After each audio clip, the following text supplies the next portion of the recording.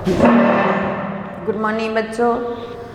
Class 11th Hindi medium, subject है inorganic chemistry और topic है हमारा classification of element and periodic table, जिसके पार्ट नंबर 1 की हम बात कर रहे हैं। तो क्लासिफिकेशन ऑफ एलिमेंट यानी कि तत्वों का वर्गीकरण और आवर्तीता गुण। तो इसके लिए अगर तत्वों का वर्गीकरण करेंगे तो हमें एक पीरियोडिक टेबल की ज़रूरत पड़ेगी, आवर्त सारणी की ज़रूरत पड़ेगी। तो हमारा जो टॉपिक है वो आवर्त सारणी ही है और ये हमारा है केमिस्ट्री फर्स्ट, इनऑर्गेनिक केमिस्ट्री का चैप्टर नंबर 3 हम करने जा रहे हैं, जिस चैप्टर के अंदर आवर्त सारणी दी हुई है। तो हमारे जो सिलेबस में आवर्त सारणी के जो सामान्य करैक्टर वगैरह हैं वो है, पूरा आवर्त सारणी को हमें देखना पड़ेगा एक बार। अगर हमें आवर्त सारणी के करैक्टर पढ़ने हैं तो हम पहले के जो सिद्धांत वगैरह आवर्त सारणी देने के लिए जो दिए गए हैं उन पर सामान्य चर्चा करेंगे और उसके बाद में हमारे सिलेबस के अकॉर्डिंग हम उनके जो प्रॉपर्टीज़ हैं, उनके गुणों की बात करेंगे। तो सबसे पहली बात तो हमने 2 चैप्टर कर लिए हैं और उन चैप्टर की आपके पास PDF भेज दी जाएगी, नोट्स की PDF भेज दी जाएगी और आप वहाँ से कंप्लीट कर लेना। और उसके बाद हम 3rd चैप्टर की शुरुआत करते हैं, आवर्त सारणी। ये चैप्टर कंप्लीट हो जाएगा तो इसकी भी भेज दी जाएगी। तो सबसे पहले हमारे पास कितने एलिमेंट थे, कितने एलिमेंट कैसे आए। तो सबसे पहली बात तो ये था कि सन 1800 की बात करते हैं हम। सन 1800 के अंदर हमारे पास केवल जो खोजे गए तत्व थे वो थे 31 तत्व। फिर उसके बाद में 1865 के अंदर हमारे पास जो तत्व आ गए वो कितने आ गए, 63 तत्व आ गए। और आज हमारे पास टोटल कितने तत्व है, 118 तत्व है हमारे पास। तो सबसे पहले हमारे पास 31 तत्व थे, फिर उसके बाद में 65 में 63 तत्व आए। इन तत्वों को किस तरीके से व्यवस्थित किया जाए, तत्वों से यौगिक बनाना है, तत्वों से अणु बनाना है हमारे, तो एक ऐसी व्यवस्था की जाए जिसमें हम इन तत्वों को अच्छी तरीके से व्यवस्थित कर सकें, जिससे समान करैक्टर के तत्व, समान गुण रखने वाले तत्व एक स्थान पर व्यवस्थित हो जाए। इसके लिए हमें एक पीरियोडिक टेबल की ज़रूरत पड़ी थी, आवर्त सारणी की ज़रूरत पड़ी। इसके आधार पर अलग अलग जो वैज्ञानिक आए उन्होंने अलग अलग तरीके से अपने हिसाब से आवर्त सारणी बनाने की कोशिश की, लेकिन हम आज जो आवर्त सारणी पढ़ते हैं वो मोज़ले की आधुनिक आवर्त सारणी पढ़ते हैं। लेकिन कोशिश सभी ने की थी। तो सबसे पहला जो वैज्ञानिक आया था या सबसे पहला जो आवर्त सारणी बनाने का जो सिद्धांत दिया वो था डोबेराइनर का त्रिक सिद्धांत। डोबेराइनर का त्रिक सिद्धांत अपनी तरफ से सभी कोशिश करते हैं कि हम इस आवर्त सारणी को कैसे बनाएं, उसके अंदर प्रत्येक तत्व को कैसे रखें। तो सभी ने कोशिश की थी। उसमें सबसे पहले कोशिश करने वाले जो वैज्ञानिक थे वो थे डोबेराइनर, और डोबेराइनर ने त्रिक सिद्धांत दिया।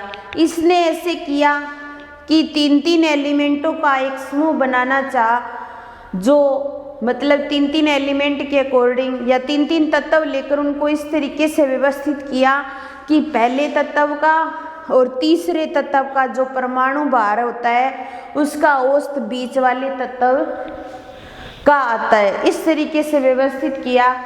और इन्होंने क्या किए, 3 तत्व के त्रिक बनाए, इसलिए इस सिद्धांत का नाम पड़ गया डोबेराइनर का त्रिक सिद्धांत। इसने जैसे लिथियम, सोडियम और पोटेशियम, लिथियम का परमाणु भार होता है 7, हमने किया भी है परमाणु भार फर्स्ट चैप्टर में, 3 दूनी 6 और 1 7। सोडियम 11 11 दूनी 22 और 23 और पोटेशियम का 39। ये लिथियम का परमाणु भार था, ये सोडियम का और ये पोटेशियम के परमाणु भार थे। इसने क्या किया, लिथियम का परमाणु भार लिया और सोडियम का परमाणु भार लिया और बटा में 2, मतलब दोनों का औसत निकाल दिया। तो ये देखो 46 आ गया बटा में 2 और कितना आ गया 23, यानी कि 23 परमाणु भार आ गया और 23 परमाणु भार बीच वाले का है। तो इस तरीके से इसने कुछ ट्रिक बनाने की कोशिश की थी कि जिसके अकॉर्डिंग इसका जो पहले का और लास्ट वाले का परमाणु भार का औसत क्या हो, बीच वाला हो। तो ये था डोबेराइनर का त्रिक सिद्धांत, जिसे काफ़ी सफलता नहीं मिली और इसके सिद्धांत को अमान्य कर दिया गया। फिर उसके बाद में दूसरा जो साइंटिस्ट था उसने कोशिश की थी और उस वैज्ञानिक का नाम है न्यूलैंड, और न्यूलैंड का अष्टक सिद्धांत, न्यूलैंड ने अष्टक सिद्धांत दिया। अष्टक का मतलब 8 से होता है, तो इसने ये सिद्धांत दिया था। उस टाइम हमारे पास 56 ही एलिमेंट थे, उसके अकॉर्डिंग उसने एक आवर्त सारणी को व्यवस्थित करने की कोशिश की। इसने तत्वों को बढ़ते हुए परमाणु भार के अकॉर्डिंग रखना शुरू किया, और जब उसने रखा तो प्रत्येक तत्व का 8वां तत्व उसके साथ समान गुणधर्म शो करता था। जैसे हमारे संगीत का, जो हम संगीत करते हैं ना, ये संगीत होता है ना अपना सारे गामा पादा निशा, उसका अंदर पहला और 8वां शब्द समान होता है। उसी प्रकार इसने क्या किया कि कोशिश की कि पहले और 8वें तत्व के गुणों को समान रखा जाए। तो lithium, beryllium, boron, carbon, nitrogen, oxygen, fluorine, और उसके बाद में सोडियम, ये 8वां तत्व था। मुझे पता है कि आपके पास यहाँ पर फ्लोरीन के पास बाद नियोन आता है, और हमारी पीरियोडिक टेबल में नियोन को रखा गया है। और नियोन क्या है, एक अक्रिय गैस है। तो जब इसने तत्वों को व्यवस्थित किया था उस टाइम में अक्रिय गैसों की खोज नहीं हुई थी। उसने पीरियोडिक टेबल जो बनाई वो इस तरीके से पहले और 8वें तत्व समान प्रॉपर्टी के थे, समान गुणों के रूप में व्यवस्थित किया था, लेकिन इससे भी कोई ज़्यादा सफलता नहीं मिली। क्योंकि अब देखो सोडियम तो 9वां तत्व हो जाता है, क्योंकि बाद में अक्रिय गैसों की खोज हुई तो फ्लोरीन के बाद नियोन रखा जाता है। तो 8 नंबर तत्व ये होता है जो पहले और 8वें के साथ समान गुणधर्म प्रदर्शित नहीं करता। तो ये न्यूलैंड का अष्टक सिद्धांत भी फेल हो गया, क्योंकि उस टाइम एक तो अक्रिय गैसों की खोज नहीं हुई थी, बाद में हुई थी, और दूसरा इस आधार पर वो तत्वों को वर्गीकृत नहीं कर पाया था। तो इस आधार पर न्यूलैंड का जो अष्टक सिद्धांत था वो भी फेल हो गया और उसमें कुछ कमियां रह गई। और उसके बाद में और भी 1-2 वैज्ञानिक आए थे, लेकिन हमें मुख्य रूप से मुख्य पढ़ना है एक आवर्त सारणी को समझने के लिए मेंडलीफ की आवर्त सारणी। उसके बाद में जो वैज्ञानिक आया वो था मेंडलीफ। मेंडलीफ की आवर्त सारणी, ये सारणी 1869 में यानी कि 1869 में दी गई थी, मेंडलीफ के द्वारा दी गई थी और इसे मेंडलीफ का आवर्त नियम भी कह सकते हैं। मेंडलीफ का आवर्त नियम भी कह सकते हैं। तो मेंडलीफ ने यह आवर्त सारणी दी जिसके अंदर वो एक पीरियोडिक टेबल के नज़दीक पहुंच चुका था। तो अब देखिए इस आवर्त नियम के अनुसार उसने क्या किया, तत्वों, इस नियम के अनुसार ये कहा जाता है कि तत्वों के जो गुण हैं उनके परमाणु भारों के आवर्ती फलन थे, उनके परमाणु भारों के आवर्ती फलन थे, इसके अकॉर्डिंग आवर्ती फलन थे। ये लाइन बोली जाती है इस नियम के अनुसार तत्वों के गुण यानी कि भौतिक और रासायनिक गुण जो थे वो उनके परमाणु के आवर्ती फलन थे। परमाणु भार बढ़ने के साथ साथ जैसे जैसे परमाणु भार को बढ़ते क्रम में व्यवस्थित किया तो तत्वों के भौतिक व रासायनिक गुण में भी समानता होती गई। तो इसने जो तत्व रखे थे वो परमाणु भार के बढ़ते क्रम में रखे थे और इसने इस तरीके से जो रेखाएं थी उनको तो नाम दिया था आवर्त और इस तरीके से जो रेखाएं थी उनको नाम दिया था वर्ग। इस तरीके से तत्वों को व्यवस्थित किया उनको वर्ग और ऐसे व्यवस्थित किया उनको आवर्त नियम दिए थे। तो इसने अपनी सारणी के अंदर टोटल कितने आवर्त बनाए और कितने वर्ग बनाए, तो इसने अपनी सारणी के अंदर आवर्त कितने बनाए थे, 7 आवर्त बनाए थे। ठीक है। और अगर वर्ग की बात करते हैं तो इसने अपनी सारणी के अंदर 8 वर्ग बनाए थे और एक शून्य वर्ग खाली रखा था, इसलिए टोटल हम कह सकते हैं इसने 9 वर्ग बनाए थे।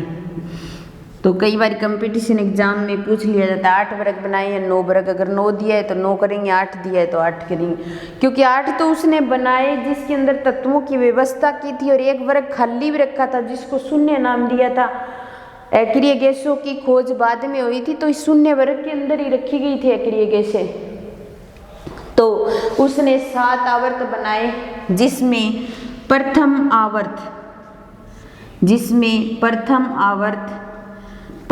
आवर्त के अंदर इसने 2 तत्व रखे और इस आवर्त को नाम दिया लघुत्तम आवर्त। क्या नाम दिया? लघुत्तम आवर्त। ठीक है।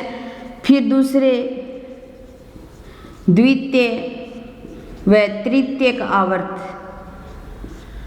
दूसरा और तीसरे आवर्त की बात करते हैं, उसके अंदर उसने 8-8 तत्वों को रखा और जिनको नाम दे दिया लघु आवर्त। क्या नाम दिया? लघु आवर्त। भी दूसरा और तीसरा आवर्त थे उनके अंदर 8-8 तत्वों को रखा और उन्हें लघुत्तम आवर्त दे दिया। फिर उसके बाद में चौथे व पांचवें आवर्त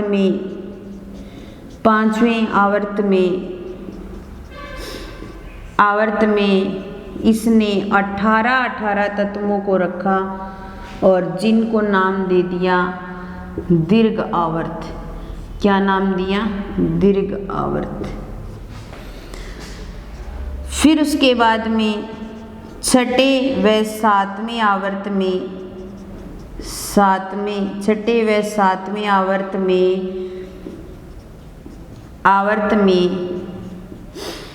अब देखिए, तब जब तक इतने तत्वों की खोज नहीं हुई थी तो छठे और सातवें आवर्त में टोटल 32 तत्व रख सकते थे हम, 32, लेकिन इन्होंने पूरे 32 नहीं रखे। इन्होंने क्या किया?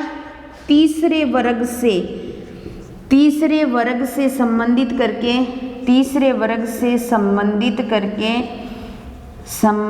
करके लेंथेनाइट और एक्टिनाइट्स को रखा, व एक्टिनाइट्स को रखा। और लेंथेनाइट और एक्टिनाइट्स के टोटल कितने तत्व होते हैं? 14 तत्व होते हैं। ठीक है, वैसे 32 तत्व नहीं रखे गए थे, तब तक तो इतने तत्वों की खोज नहीं हुई थी, बाद में भी और तत्व खोजे गए थे। तो ये टोटल 7 आवर्त थे। प्रथम आवर्त में 2 ही तत्व रखे जिन्हें लघुत्तम आवर्त नाम दे दिया इसने। फिर दूसरे और तीसरे आवर्त के अंदर 8 तत्व रखे जिसे लघु आवर्त नाम दिया। और चौथे और पांचवें आवर्त में 18 तत्व रखे जिन्हें दीर्घ आवर्त नाम दे दिया। और छठे और सातवें आवर्त में को तीसरे वर्ग से संबंधित करके और लेंथेनाइट और एक्टिनाइट्स के 14 तत्वों को रख दिया। ये थे टोटल इनके 7 आवर्त जो मेंडलीफ ने अपनी सारणी के अंदर बनाए थे। फिर उसके बाद में जो मेंडलीफ की आवर्त सारणी थी उसमें जो वर्ग थे उनको भी 8 वर्गों के अंदर विभाजित किया था।